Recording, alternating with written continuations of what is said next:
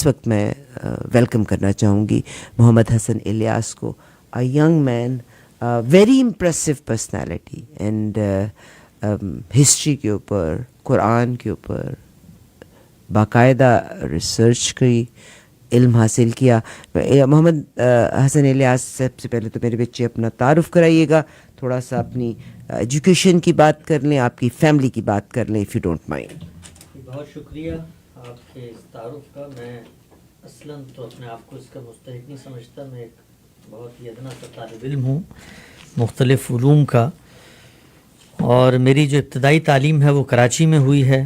پیدائش بھی کراچی ہی کی ہے, تو کراچی آئٹس ہیں. 1988 میں میری پیدائش ہوئی ہے, اور ابتدائی جو تعلیم ہے اسکولنگ وہ آخان بورڈ کا ایک ایجوکیشنل سسٹم ہے پاکستان کے اندر, تو وہاں پر میں نے 10 سال پڑھا, میٹرک کیا. میٹرک کے دوران ہی مجھے جو میرے بزرگوں کی ایک علمی روایت ہے اور مذہبی فکر سے ان کی ایک دلچسپی ہے, اس کی طرف بھی دلچسپی پیدا ہوئی. لیکن میرے والدین کا یہ اصرار تھا کہ میں اپنی جو فارمل تعلیم ہے, رسمی تعلیم ہے, اس کو مکمل کروں, اس کو پورا کروں. اور اس کے پیچھے ان کی ایک فکر تھی جس کا مجھے بڑے ہو کر اندازہ بھی ہوا کہ ان کی بات بہت حد تک ٹھیک تھی, کہ جس وقت تک آپ اپنے عہد کی زبان کو نہیں سیکھتے, اپنے معاشرے کے نارمز کو نہیں جانتے, آپ کا ورلڈ ویو نہیں بنتا, اس وقت تک اگر آپ کسی اسپیشلائزیشن کی طرف جاتے ہیں تو یہ ایک بہت نقص ہے جو انسانی شخصیت کی تعمیر میں رہ جاتا ہے. تو ابتدائی تعلیم کراچی ہی میں ہوئی. میں نے وہاں پر میٹرک کیا, اور میٹرک کے بعد میں اسلام آباد چلا گیا, کچھ عرصے میں وہاں قیام رہا. میرے والد صاحب کا یہ اصرار تھا کہ میں جو جدید علوم ہیں, خصوصاً کمپیوٹر سائنس, اس میں ایک طرح کا مہارت یا قدرت یا ملکہ پیدا کروں. تو میں نے اسلام آباد سے ICS کیا, اور اس کے بعد میری رسمی تعلیم جو تھی 12 سال کی وہ مکمل ہو گئی. اور یہ ایک معاہدہ تھا میرے اور میرے والد صاحب کے درمیان کہ میں آپ کے کہنے پر یہ 12 سال کی تعلیم مکمل کروں گا, لیکن اس کے بعد آپ نے مجھے مدرسے میں جانے کی اجازت دینی. اگرچہ مدرسے کے اندر جو نقطہ نظر اور جو خیالات تھے اس سے وہ کافی حد تک اتفاق نہیں کرتے تھے, کیونکہ وہ بھی دنیا میں ایک عملی زندگی گزار رہے تھے, ان کی اپنی کچھ اوپینینز تھیں. لیکن میرا اس وقت تک اصرار یہی تھا کہ میں اپنی ابتدائی تعلیم مکمل کر کے مدرسے ہی کا رخ کروں گا, اور اسی قدیم اسلوب اور اسی قدیم طریقے کے مطابق مذہب کی تعلیم حاصل کروں گا جس طریقے سے میرے نانا یا میرے دادا نے حاصل کی ہے. تو پھر مدرسے کا رخ کیا, اور کراچی میں ایک مدرسے پہ چٹائی پہ بیٹھ کے پھر سے وہی دین کی تعلیم کا آغاز کیا. وہیں پہ ہم رہتے تھے, مسجد میں سوتے تھے. تو ایک بڑا پیراڈائم شفٹ تھا, ایک ماڈرن اسکولنگ اور ایک کالج کے سسٹم سے آپ ایک مدرسے کی چٹائیوں پر چلے جاتے ہیں, اور اپنے گھر بار سے علیحدہ ہو کر ایک بالکل خاص ماحول میں دین کا علم حاصل کرنا شروع کر دیتے ہیں. تو وہ جو ورلڈ ویو بنا ہوا تھا جدید تعلیم کے پس منظر اور زبانوں کو جاننے کے بعد, تو مدرسے کی تعلیم کے ابتدائی ہی دنوں میں یہ ادراک ہو گیا کہ مذہب کی جو بھی تعبیرات ہم یہاں پر سیکھ رہے ہیں وہ تعبیرات اگرچہ درست ہوں گی, ہم اس کی نفی نہیں کر سکتے, ہمارے پاس اس کے انکار کا کوئی استدلال نہیں ہے, لیکن معاشرہ, دنیا, سماج, لوگوں کے رویے, ضروریات, تمدن, یہ سب کچھ اس سے بہت دور کھڑا ہوا ہے.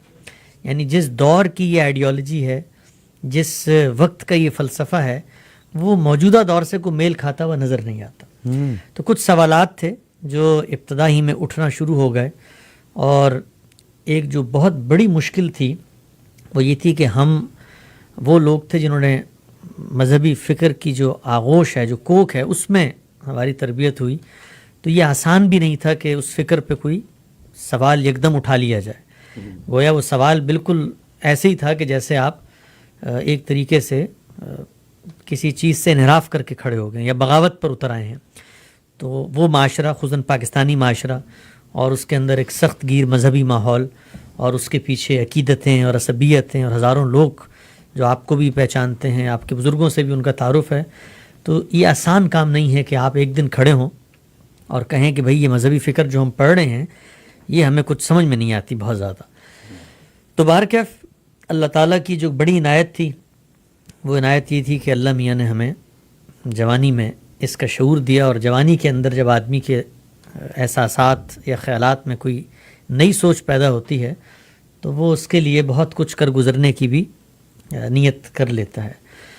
تو پھر اس زمانے میں دیکھا اپنے ارد گرد کہ کون ہے کیا بات کرتا ہے، تو اسی عہد میں جو ہے وہ تعارف ہوا استاد مکرم جناب جاوید احمد غامدی صاحب سے. مجھے یاد ہے کہ ہم جس وقت مدرسے میں پڑھ رہے تھے تو اپنی کتابوں کے اندر چھپا کر ان کی کتابیں رکھتے تھے، اور جس وقت مثال کے طور پہ فقہ کا پیریڈ ہو رہا ہے جس سے ہمیں پتہ ہے کہ کوئی اب دلچسپی باقی نہیں رہی یا یہ اب موجودہ عہد کے لحاظ سے ایک آؤٹ ڈیٹ ہوا ہوا سلیبس ہے، تو پھر چپ کے انہی کتابوں میں غامدی صاحب کی جو کتابیں ہیں ان کو ہم پڑھتے تھے. اور پھر مدرسوں میں جہاں کہیں موقع ملتا تھا کھڑکی دروازے بند کر کے کہ کسی کی نظر نہ پڑ جائے، ان کو اخباروں میں لپیٹ کے ان کو کسی ادب کی کتاب میں چھپا کے ایک ابتدائی سا تعارف ہوا غامدی صاحب کہ چونکہ اس زمانے میں نیا نام آ رہا تھا، یہ 2004-05 کی بات ہوگی.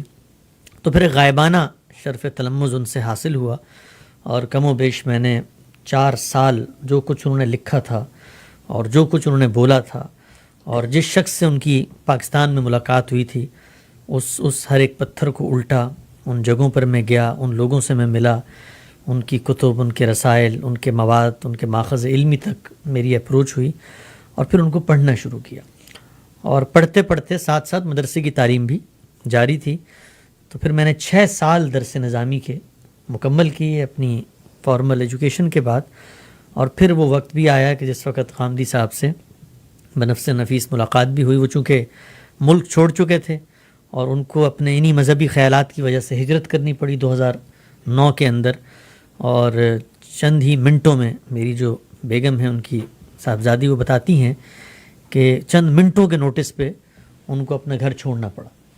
اور وہ لائبریری جو انہوں نے برسوں کی ریاضت اور محنت اور ایک علمی اعتکاف سے بنائی، اور وہ علاقہ اور وہ لاہور کا شہر کہ جس کے بارے میں کبھی انہوں نے تصور نہیں کیا تھا کہ وہ اس سے باہر بھی نکلیں گے یا کسی جگہ ہجرت بھی کریں گے، یک انہیں وہ سب کچھ چھوڑ کے ملیشیا جیسے ایک اجنبی ملک میں جہاں کی زبان بھی وہ نہیں جانتے، جہاں کے لوگوں سے بھی وہ ناواقف ہیں، ان کو وہاں جانا پڑا. تو جب میرا ان سے تعارف ہوا، ان کو میرے بارے میں بھی علم ہوا، تو انہوں نے پھر مجھے دعوت دی کہ میں ملیشیا میں ہی آ جاؤں. اور میرے خود کے لیے بھی پاکستان میں رہنے کے امکانات بہت کم تھے اس نئی سوچ کے ساتھ. تو پھر میں ملیشیا چلا گیا، جہاں میں نے پھر 4 سال مدینہ یونیورسٹی میں عربی کلاسیکل لٹریچر کے اندر آنرز کیا. اور پھر اس کے بعد ملیشیا ہی کی یونیورسٹی ہے کلاسیکل لٹریچر. جی ہاں، ایک زبان کا جو رنگ ہوتا ہے وہ تو عام ہے، سلینگ ہے، آج کل کی بول چال ہے، اور ایک اینشینٹ لٹریچر ہے، اس کو آپ کہتے ہیں کلاسیکل زبان. جس طرح آپ اردو میں بھی دیکھتے ہیں اردو معلّہ یا ٹکسالی اردو، تو یہی معاملہ عربی کا بھی ہے. ایک عربی وہ ہے جو آج کل بولی جاتی ہے گلی محلوں میں، مصر و شام کے اخبارات میں لکھی جاتی ہے، اور ایک عربی وہ ہے جو قرآن مجید کے اندر استعمال ہوئی ہے، جو اس دور کے شعراء، ادبا، زمانہ جاہلیت کے لوگ بولتے ہیں. تو وہ زبان کا محاورہ، اس کا اسلوب، اس کے جملے کی ساخت، الفاظ کا چناؤ، وہ سب بالکل مختلف ہے عام زبان سے. تو غامدی صاحب کی جو پوری فکر ہے وہ بھی اصل میں اسی کے گرد گھومتی ہے. وہ کلام کو سمجھنا چاہتے ہیں، کلام کی اوریجن کو دریافت کرتے ہیں. تو ان کا یہ اصرار تھا کہ میں اپنی یہ جو صلاحیت ہے اس کو پروان چڑھاؤں. اور پھر میں نے 4 سال دوبارہ سے آنرز کیا مدینہ یونیورسٹی میں عرب اساتذہ کی رہنمائی میں. اور پھر اس کے بعد ملیشیا ہی سے ایم فل کا ایک مقالہ ہے تحقیق کا جو میں نے لکھا. اور اس وقت میں غامدی صاحب کے ساتھ ان کا ایک بہت بڑا پروجیکٹ ہے جس کو وہ حدیث پروجیکٹ کہتے ہیں. اور یہ اس صدی کا ایک بڑا پروجیکٹ ہے، اس لیے کہ انہوں نے پورے ذخیرہ حدیث کو ری ڈیفائن کرنے کا، ری انٹرپریٹ کرنے کا بیڑا اٹھایا ہے. اور ہم جانتے ہیں کہ حدیث ایک تاریخی ریکارڈ ہے، تو تاریخی ریکارڈ کو سمجھنا اور اس پر اثرانہ طور پہ غور کرنا یہ کس قدر کٹھن اور مشکل ہے. انشاءاللہ آگے آپ اس بارے میں سوال کریں گی تو میں بتاؤں گا. تو آج کل میری مصروفیات اس پروجیکٹ کے اوپر ہیں. باقی دنیا بھر میں آنا جانا ہوتا ہے، غامدی صاحب کے جہاں ادارے موجود ہیں تو پڑھنے پڑھانے سے دلچسپی ہے، تو جہاں جاتے ہیں وہاں جو کچھ 2-4 باتیں ہم نے سن لی ہیں، سمجھ لی ہیں، ان کا اظہار کرتے ہیں، لوگوں سے سیکھتے ہیں. تو یہی اوڑھنا بچھونا ہے.